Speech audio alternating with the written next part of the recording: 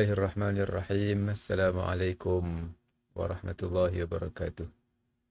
Alhamdulillahirabbil alamin wassalatu wassalam ala asyrafil anbiya wal mursalin sayyidina maulana Muhammad wa ala alihi wa ashabihi ajmain amma ba'd. InsyaAllah pada kali ini kita akan bincangkan hubungan sains dan agama. Di mana dalam topik sains dan agama ini kita akan membincangkan tentang metodologi agama dan metodologi sains dan pertemuan di antara kedua-dua metodologi ini dan juga pertembungan dan perbezaan di antara kedua-dua metodologi ini. Seterusnya dia akan dibincangkan tentang sains Islam dan landasan sains Islam. Pada asasnya, agama dan sains ini bukanlah dua-dua perkara yang bertentangan. Namun, kedua-dua perkara ini mempunyai metodologi yang berbeza. Walaupun metodologi berbeza tetapi membawa kepada matlamat yang sama, iaitu untuk berjumpa dengan Allah Subhanahu Wa Taala.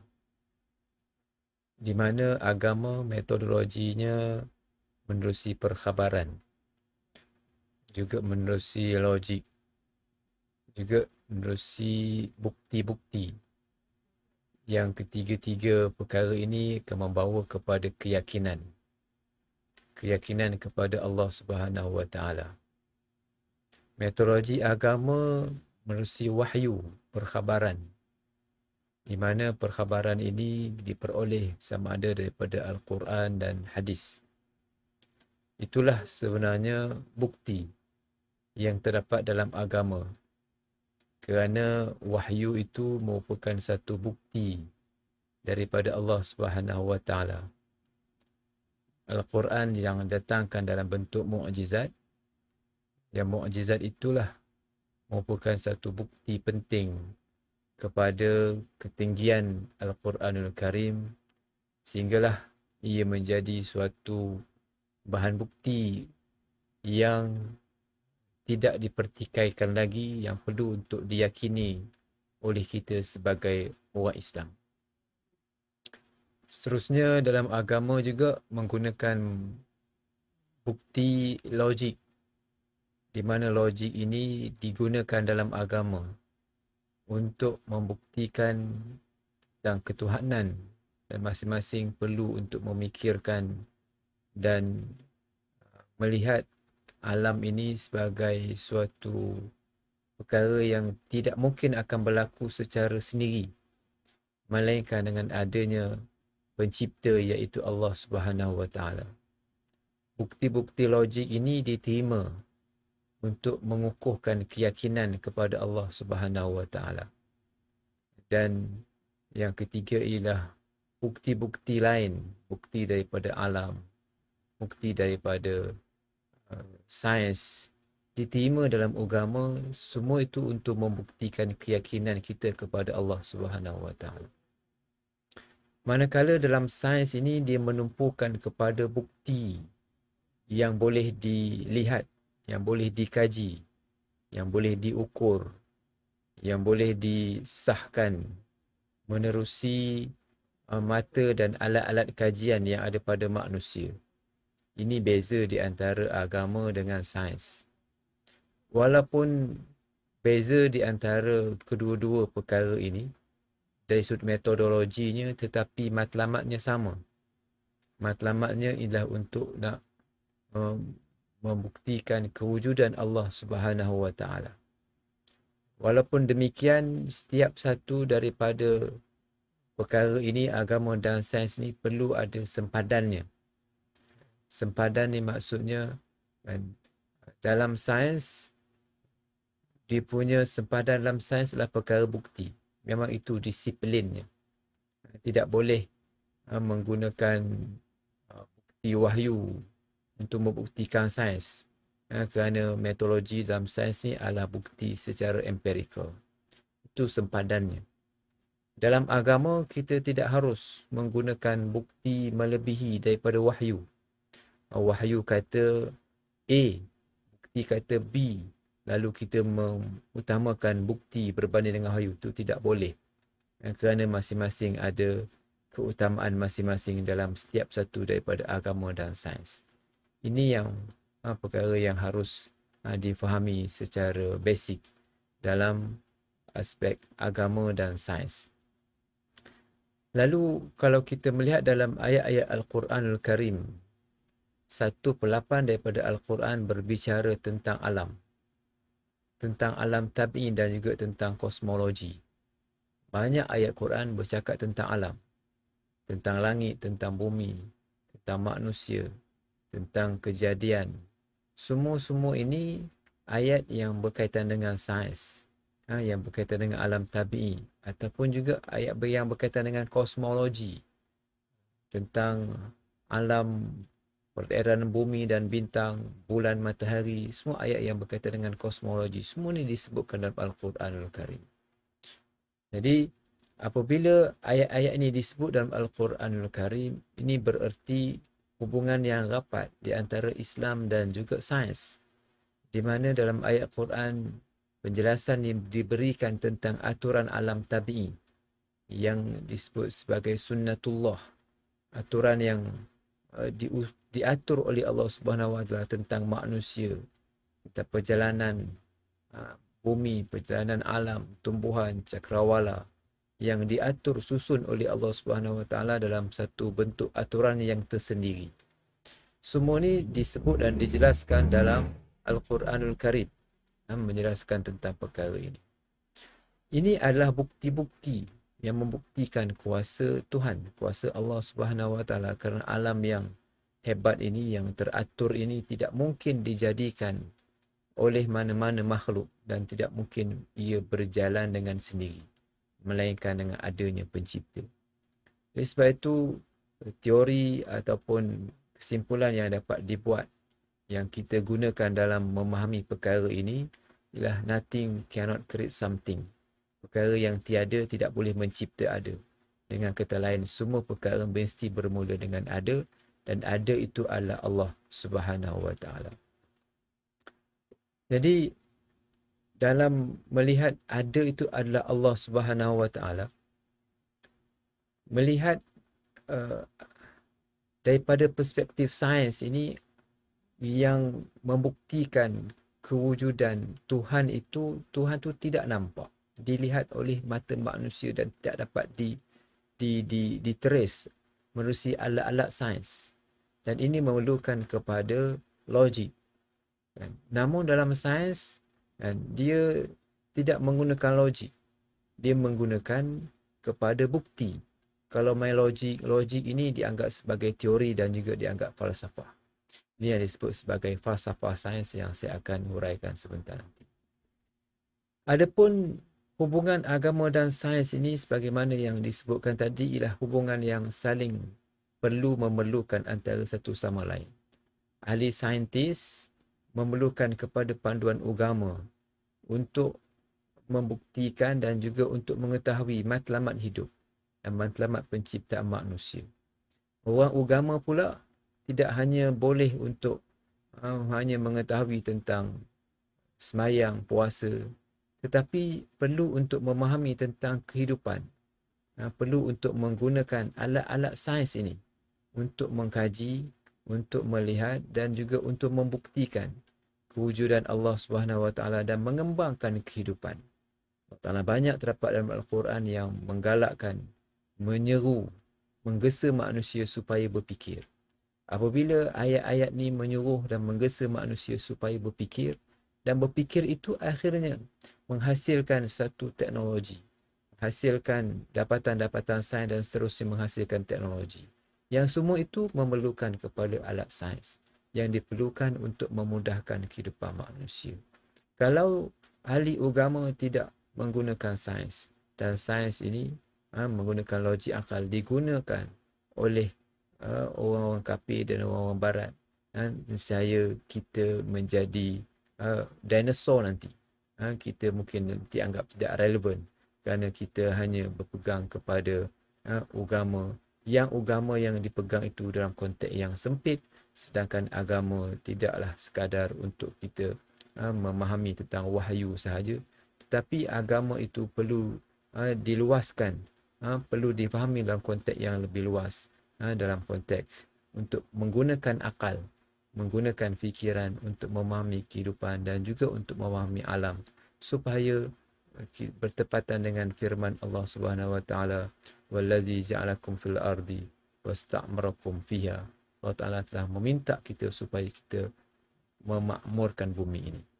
Yang tidak mampu untuk dimakmurkan itu melainkan dengan dapatan ataupun kajian-kajian daripada sains. Jadi sebab itulah disebutkan sains tanpa agama menjadi buta. Agama tanpa sains ia adalah satu yang timpang. Kedua-dua ini perlu dan saling melengkapi di antara satu sama lain. Kalau kita lihat dalam perkembangan peradaban tamadun Islam satu masa dahulu, dia satu tamadun yang menggunakan akal dan banyak kajian-kajian yang dilakukan oleh orang Islam.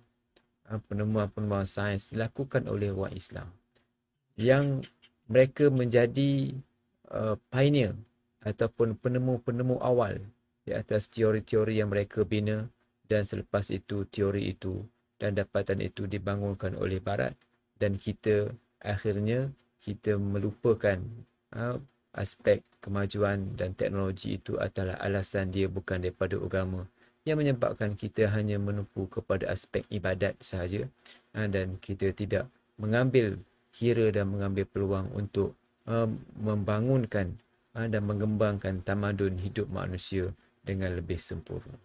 Oleh sebab itu, apa yang diungkapkan sains tanpa agama menjadi buta dan agama tanpa sains menjadi timpang. Kita bagi ayat Quran kepada ahli agama, kepada hafiz, dia boleh membaca dan menghafal, dan boleh menghuraikan maksud. Sebagai contoh ayat, bila Allah Ta'ala sebut, inna fi khalqis samawati wal ard wa ikhtilafil laili wan nahar la ayatin li ulil albab. Sungguhnya perjalanan siang dan malam itu dan peredaran siang dan malam la ayatin li ulil albab merupakan tanda dan bukti kepada orang yang berfikir. Kepada ahli sains, dia akan mengkaji macam mana alam ini berputar, macam mana dunia ini berpusing, macam manakah pergerakan siang dan malam, bagaimanakah alat-alat yang perlu digunakan untuk mengukur, untuk mengkaji dan untuk melihat perkembangan dan peredaran berkenaan, hanya dapat dikaji oleh saintis.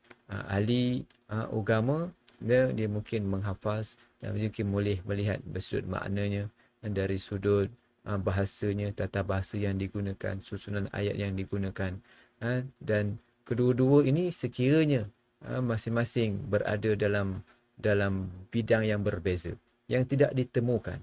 Ahli saintis hanya mengkaji tentang sains, tak berjumpa dengan Allah Subhanahu Wa Taala, manakala ahli agama hanya mengkaji tentang ayat Quran tetapi tidak membumikan kajian itu, tapi tidak melihat dan mengaplikasikan bagaimanakah hikmah, bagaimanakah alat, bagaimanakah cara untuk melihat perjalanan itu dan mengukur sehingga dapat mengukur masa, mengukur waktu, mengukur bulan, mengukur tahun. Semua itu memerlukan kepada kajian-kajian daripada sains. Jadi kedua-dua ni saling perlu memerlukan antara satu sama lain. Ini bererti akal manusia tidak cukup untuk memahami fenomena alam tabi'i kerana ia perlu dipandu oleh wahyu. Maknanya dengan akal manusia, dengan penemuan-penemuan sains sahaja tidak cukup untuk memahami alam ini, kerana dia perlu dipandu dengan wahyu. Allah Ta'ala yang menyebutkan, yang menciptakan alam ini Allah, yang menjadikan alam ini Allah. Dia tidak jadi dengan sendiri. Ahli sains, kaji sains, dan dia perlu faham tentang perkara ini kerana alam ini tidak jadi dengan sendiri dan dia perlu untuk dilihat penciptaan dan kuasa Allah Subhanahu Wa Taala. Oleh sebab itu, dalam landasan sains Islam, kita memahami beberapa perkara. Yang pertama, kita perlu untuk meyakini Allah Ta'ala sebagai pencipta alam ini. Dalam sains Islam, ini perkara yang ditekankan. Kerana apa yang ada pada manusia hanyalah aplikasi, hanyalah uh, penemuan-penemuan sahaja. Allah Ta'ala yang mencipta segala-galanya. Yang kedua, penciptaan berasaskan sistem tertentu, tetapi semua itu dalam kuasa Allah Subhanahu Wa Ta'ala. Maknanya, walaupun alam ini Allah Ta'ala jadikan dalam sistem yang tersendiri, tetapi Allah Ta'ala boleh interrupt sistem berkenaan. Boleh Allah Ta'ala mengganggu sistem berkenaan.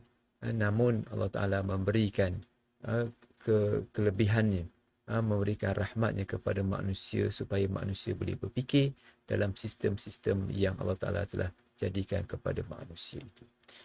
Dengan itu, manusia boleh kaji, boleh tahu, boleh buat kesimpulan berasaskan kepada sains, kerana alam ini telah pun dijadikan dalam sistem.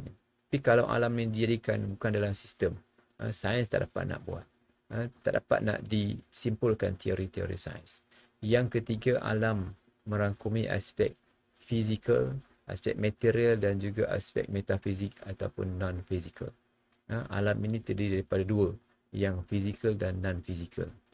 Kalau dalam sains hanya mungkin memerhatikan tentang aspek fizikal sahaja. Tapi realiti alam yang kita berada ini bukan sekadar fizikal, tetapi dia juga merangkumi aspek non-fizikal.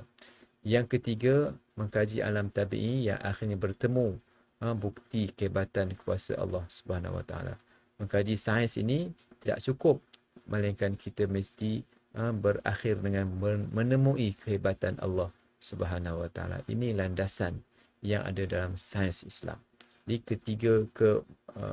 empat-empat perkara ini perlu difahami dan diyakini oleh saintis, dan ini adalah hasil daripada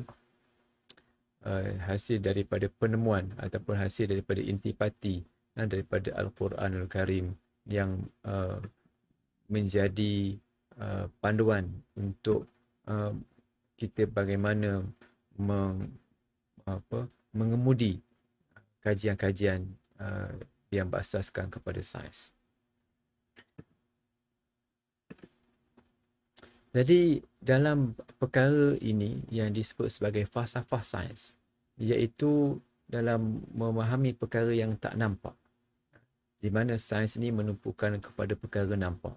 Dan perkara tak nampak ini iaitu perkara siapakah yang menciptakan. Yang jatuh itu nampak. Siapakah yang menyebabkan perkara itu jatuh, itu tak dapat dilihat oleh manusia. Tak dapat dibuktikan melalui sains siapakah yang menyebabkan jatuh. Semua ini dibelajar disebut sebagai falsafah sains. Falsafah sains ini satu bidang yang mengkaji tentang benda tetapi tidak mengkajinya secara empirikal, secara bukti. Tetapi dia mencari jawapan-jawapan yang tertentu, mencari suatu hakikat yang tertentu, menggunakan teori, menggunakan logik. Yang logik ini perlu dipandu oleh wahyu. Perlu dipandu oleh Al-Quranul Karim. Tak boleh mengatakan bahawa alam ini jadi dengan sendiri. Tak boleh mengatakan yang menciptakan itu, yang menjatuhkan perkara itu adalah benda itu sendiri. Tak boleh. Mesti dipandu oleh wahyu. Dan aspek falsafah sains inilah yang dipandu oleh wahyu, yang dipandu oleh Al-Quranul Karim. Jadi metodologi yang diukur dalam falsafah sains ini ialah metodologi yang dipandu dalam falsafah sains ialah logik dan rasional. Logik dan rasional ini tak boleh bergerak sendiri. Mesti dipandu oleh wahyu. Sebab itu dalam falsafah sains iaitu mengkaji aspek-aspek benda yang tak nampak. Mengkaji benda sains, mengkaji benda tetapi daripada menggunakan logik, menggunakan rasional. Tak ada bukti. Kan? Maka ini yang disebut sebagai falsafah sains. Adapun metodologi sains, sains ini metodologinya empirical. Kan? Sebagaimana yang kita dah bincangkan tadi. Iaitu nak nampak, nak tengok. Ini empirical, ini benda nampak. Adapun benda tak nampak. Kan? Tetapi dikaji dalam sains. Dia tak nama sains, tapi dinamakan dengan falsafah sains yang menggunakan metodologi logik dan rasional. Dan oleh kerana logik dan rasional tidak cukup, tidak cukup untuk memahami falsafah sains. Dia mestilah dipandu oleh sains. Inilah yang kita sebutkan tadi, landasan sains Islam. Kerana disebut sains Islam merangkumi aspek sains dan falsafah sains. Kenapa dibezakan? Kenapa dipisahkan sains dan falsafah sains? Supaya manusia ni tidak terkeliru. Tak terkeliru di antara mana benda yang falsafah dan mana benda yang sains. Sebagai contoh, kalau disebut alam ini jadi dengan sendiri, kan, berdasarkan kepada teori-teori sains, kan, alam jadi dengan sendiri. Siapa yang tengok alam jadi dengan sendiri? Tak ada siapa yang tengok alam jadi dengan sendiri. Hanya logik sahaja. Kan, tak ada bukti yang mengatakan bahawa alam ni jadi dengan sendiri. Kan, bila tak ada bukti, kita guna bukti apa? Bukti logik je, bukti rasional sahaja. Kan, kalau daripada perspektif sains, mesti nampak macam mana alam ni jadi dengan sendiri. Kan, kerana itulah perkara yang dibezakan di antara sains dan falsafah sains. Kerana sains ni mengkaji benda nampak, falsafah sains ialah berteori dalam perkara-perkara yang tak nampak, dan berteori dalam perkara-perkara yang tak nampak ni tidak boleh berlaku begitu sahaja, melainkan dia mesti dipandu oleh wahyu daripada Allah Subhanahu Wa Taala.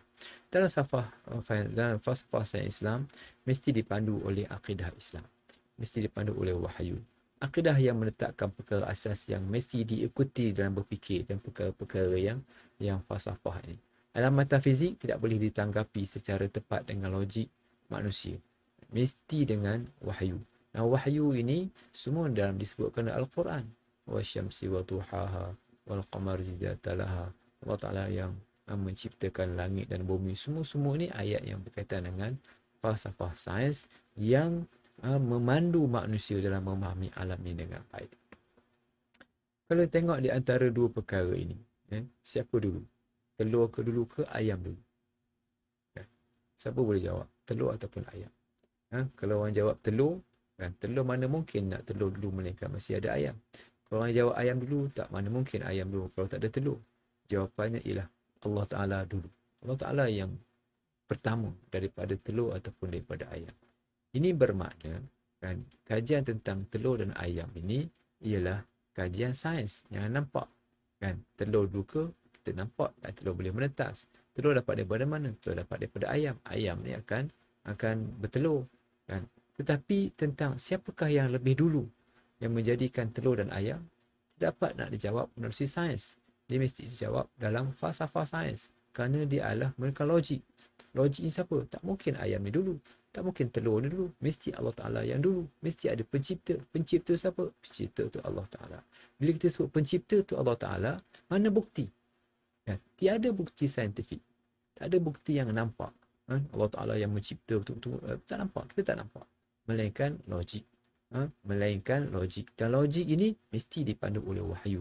Iaitu wahyu yang Allah Ta'ala sebut, وَسَخَرْ لَكُمُ الشَّمْسَ وَالْقَمَرَ وَسَخَرْ مَا فِي الْأَرْضِ وَاللَّهُ خَلَقَكُمْ. Allah Ta'ala menjadikan kamu dan semua di atas muka bumi. Allah Ta'ala yang jadi. Ayat ini yang memandu untuk kita faham siapakah dulu di antara telur dan ayam. Yang dulu adalah Allah Subhanahu Wa Ta'ala. Bila sebut Allah, ialah falsafah. Kerana benda tak ada bukti. Falsafah mesti dipandu oleh wahyu daripada Allah Subhanahu Wa Ta'ala. Perkara inilah yang perlu jelas dalam kalangan kita bila memahami tentang apa itu sains dan falsafah sains. Yang seterusnya yang disebut sebagai Darwinism. Kerana ada saintis yang mempopularkan ataupun yang mengangkat Darwinism ini. Darwinism ni apa sebenarnya? Darwinism ini adalah satu fahaman yang berteraskan kepada evolusi, yakni perjalanan dan refleksi perubahan yang ada pada organisma, kan, manusia dan alam ni terhadap persekitaran secara sedikit demi sedikit. Evolusi sedikit demi sedikit. Revolusi, kan, secara besar-besaran dan cepat dapat atas. Ini revolusi. Evolusi secara sedikit demi sedikit. Ini beza antara revolusi dengan evolusi. Di mana dalam teori Darwinism ini mereka mengaplikasikan teori evolusi, kan. Contohnya manusia ni dulu daripada siapa? Dulu daripada dia dianggap manusia dulu daripada buruk, kan. Jadi ini adalah mengaplikasikan teori. Kalau dulu bumi ni daripada macam mana dulu ni? Mereka fikir menggunakan landasan teori evolusi ini. Jadi teori evolusi ini kan sebenarnya sebagai satu jalan keluar yang ada pada orang barat untuk nak mengatakan bahawa dunia ini tiada pencipta. Kan? Ini jahatnya teori Darwinism ini. Sebagai satu jalan keluar kepada sains. Sebab bila mereka tak boleh nak jawab, kan? Tak boleh nak buktikan melalui sains, siapakah yang mencipta alam? Kan? Tak ada bukti sains yang mencipta alam. Kan? Yang ada hanya bukti sahaja. Proses penciptaan tu tak nampak. Siapa yang mencipta tu tak nampak. Yang nampak adalah ciptaan.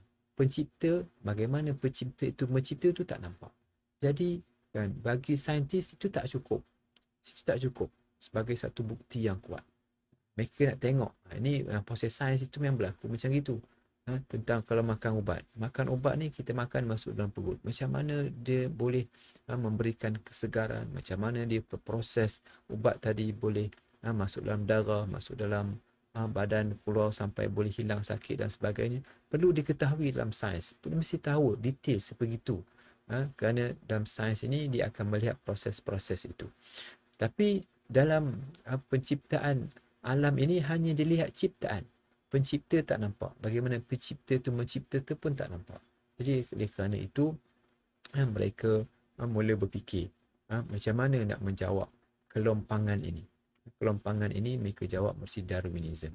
Iaitu mereka kata alam ni jadi dengan sendiri. Mana buktinya? Mereka cubalah mencari bukti-bukti yang sesuai. Contohnya manusia kan, sebab ada nampak dia punya tulang-tulangnya, dia punya artifak kan, dia perak man sebagai contoh, dan juga menggunakan dinosaur dulu yang mungkin ada, dan itu adalah cubaan-cubaan yang cuba membuktikan bahawa alam ini jadi dengan sendiri dan wujudnya manusia-manusia awal, seperti mana zaman batu, Paleolitik, Mesolitik dan sebagainya. Jadi Darwinism ini merupakan satu jalan keluar kepada persoalan siapakah yang mencipta. Siapakah yang mencipta alam ini? Lalu saintis barat, khususnya orang Yahudi, cuba cari jalan keluar. Mereka kata yang alam ini jadi dengan sendiri. Lalu mereka cuba nak menafikan Allah Subhanahu Wa Taala sebagai pencipta. Sebab itulah diperkenalkan Darwinism, kerana Darwinism ini satu teori sebagai jalan keluar yang menjadi jalan keluar kepada dakwaan, kepada persoalan siapakah yang mencipta alam ini.